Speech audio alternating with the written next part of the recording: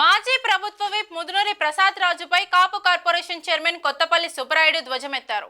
వెన్నుపోట్లకు Mudunuri care of అని, అటువంటి ముదునూరి వెన్నుపోటు కార్యక్రమం నిర్వహించడం హాస్యాస్పదంగా ఉందంటూ కొత్తపల్లి సెటైర్లు వేశారు. నియోజకవర్గంలో పనులకు శంకుస్థాపనలు చేయించి ఒక్క పని కూడా చేయకుండా ప్రజల్ని దగా చేసిన చరిత్ర ముదునూరికి దక్కిందన్నారు.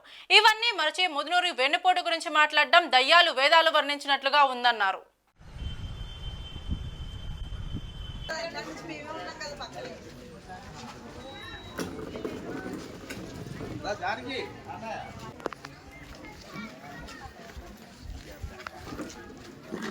రాసి వెనకాల ముగ్గుంది జాగ్రత్త.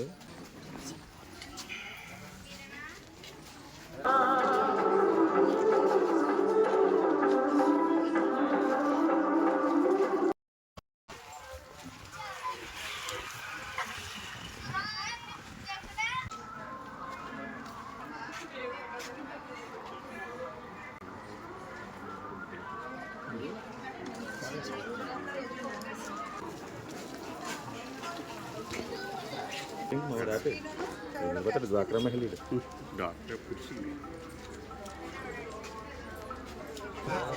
चौड़ कట్టలేదు నాపుగురు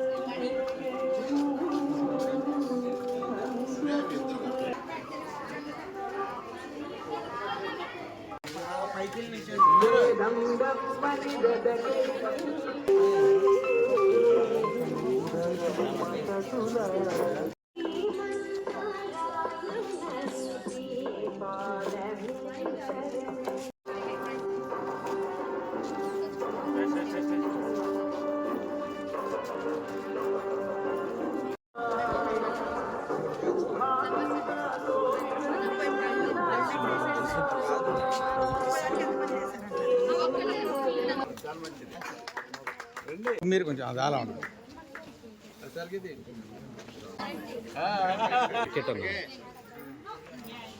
బాబులు గారు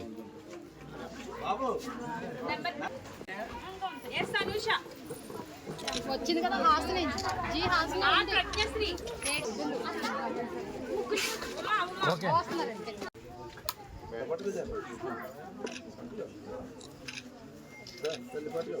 ఈరోజు జూన్ 4, 2005 తారీఖు సర్కిల్ అయితే రోజు 2004 సమర్పించాం. జూన్ 4వ తారీఖున మనకి ప్రభుత్వానికి రిజల్ట్స్ రావడం జరిగింది. ఈనాడు ఉన్నటువంటి కూడా ప్రభుత్వం విజయడంకా ముగిస్తున్నట్టుగా రిజల్ట్స్ రావడం జరిగింది. అంటే ఒక అప్పటి వరకు ఉన్నటువంటి ప్రజా వ్యతిరేక ప్రభుత్వం ఏదైతే ఉందో ఆ ప్రభుత్వానికి ప్రజలందరూ కూడా యావత్ ఆంధ్ర రాష్ట్ర ప్రజానికి అందరూ కూడా చరమగీతం పాడి నూతనంగా కూటమి ప్రభుత్వాన్ని ఏర్పాటు చేసినటువంటి రోజు ఈరోజు ఆంధ్ర రాష్ట్రానికి చాలా పండుగ రోజని సందర్భంగా తెలియపడుతున్నా. ఎందుకంటే యావత్ ఆంధ్ర రాష్ట్ర ప్రజానికి అందరూ కూడా గడిచినటువంటి ప్రభుత్వం మీద ఉన్నటువంటి తీవ్ర వ్యతిరేకతతో మరి కూటమి ప్రభుత్వానికి మరి వన్ సైడ్గా ఓట్లేసి 175 స్థానాలు ఆంధ్ర రాష్ట్రంలో ఉంటే 164 స్థానాలని మరి పూర్తి స్థాయిలో లక్షల ఓట్ల మెజార్టీలతో మరి అభ్యర్థులు విజయపథంలో నడిపించినటువంటి ఓటర్లకి నేను హృదయపూర్వకంగా అందరూ తెలియపరుస్తున్నా. కూటమిగా ఏర్పడి ఈ ప్రభుత్వం ఏర్పాటు అవటం మనందరికీ కూడా తెలుసు.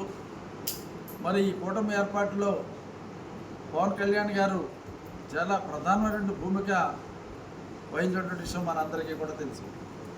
తెలుగుదేశం పార్టీని బీజేపీ పార్టీని కలిపేటువంటి దాంట్లో తను ఒక చాణక్య నీతిని ప్రదర్శించి మరి తెలుగుదేశం పార్టీని బీజేపీ పార్టీని జనసేన పార్టీ కూటమిగా ఏర్పాటు చేసినటువంటి ఘనత పవన్ కళ్యాణ్ గారు అని సందర్భంగా ఈనాడు deputy chief minister Pawan Kalyan గారిదని ఈ సందర్భంగా నేను తెలియపరుస్తున్నా.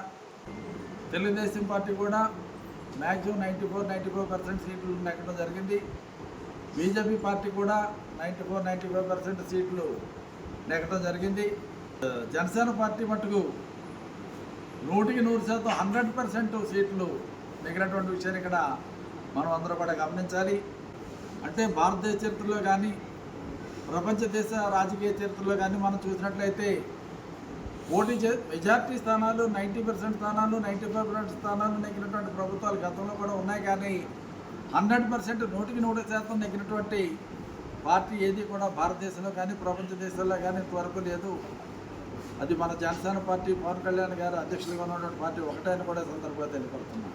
ఈ రోజున మనం చూస్తున్నాం చంద్రబాబు నాయుడు గారి యొక్క నాయకత్వంలో, పవన్ కళ్యాణ్ గారి యొక్క నాయకత్వంలో, మోడీ గారి యొక్క సహకారంతో ఈ రోజున పోలవరం ప్రాజెక్టును ఉరకలు పట్టిస్తున్నారు, పరుగులు పెట్టిస్తున్నారు.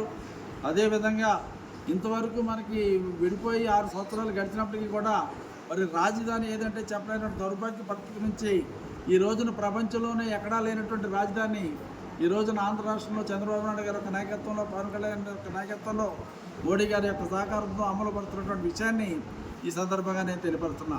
మరి ఒక ప్రజా వ్యతిరేక ప్రభుత్వం పోయి సంవత్సరం కాలమైనటువంటి శుభ సందర్భంలో మరి నూతనంగా ఎన్నికబడినటువంటి కూటమి ప్రభుత్వం ఏర్పడి సంవత్సరం పూర్తయినటువంటి సందర్భంలో మరి ఆంధ్ర రాష్ట్ర ప్రజలకు అందరూ కూడా ఉత్సాహంగా, ఉత్తేజంగా, ముఖ్యంగా పవన్ కళ్యాణ్ గారి యొక్క ఆదేశం మేరకు ఉదయం అందరూ కూడా మరి మన ఆంధ్ర రాష్ట్రంలో అన్ని ప్రాంతాల్లోనూ కూడా ఉదయం అన్ని చోట్ల ముగ్గులు వేసి రంగవల్లులు ఏర్పాటు చేసి మహిళా సోదరులు అందరూ కూడా ఎంతో ఉత్సాహంగా, ఉత్తేజంగా పాల్గొని ఈ కార్యక్రమాన్ని విజయవంతం జరిగినటువంటి పరిస్థితులను మనం చూస్తున్నాం.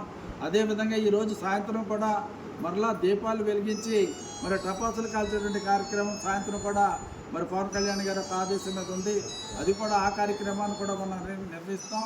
మరి ఈ రోజులో మరి పవన్ కళ్యాణ్ గారి యొక్క పిలుపు మేరకు ఇంత పెద్ద ఎత్తున మహిళా సోదరిమణులు ఇచ్చేసి ఈ రంగవెల్లి కార్యక్రమాన్ని, ఈ ముగ్గుల కార్యక్రమం పోటీలో పాల్గొని మరి వాళ్ళ యొక్క సంఘీభావాన్ని మరి పవన్ కళ్యాణ్ గారికి, కూటమి ప్రభుత్వానికి, చంద్రబాబు నాయుడు గారికి, పవన్ కళ్యాణ్ గారికి, మోడీ గారికి తెలియపరిచినందుకు మహిళా సోదరిమణులు అందరికీ కూడా నేను హృదయపూర్వకమైన ప్రత్యేకమైన అభినందనలు నా తరపున, పవన్ కళ్యాణ్ గారి తరపున కూడా తెలియపరుస్తూ తప్పనిసరిగా ఈ కూటమి ప్రభుత్వం భవిష్యత్తులో మరి ఆంధ్ర రాష్ట్రాన్ని అభివృద్ధి పదంలో, ప్రగతి పదంలో మరి యావత్ భారతమనిలో అగ్రగామిగా నిలబడుతున్నట్లో ఎటువంటి సందేహం కూడా ఉండదు అన్నటువంటి విషయాన్ని ఈ సందర్భంగా తెలియపరుస్తూ,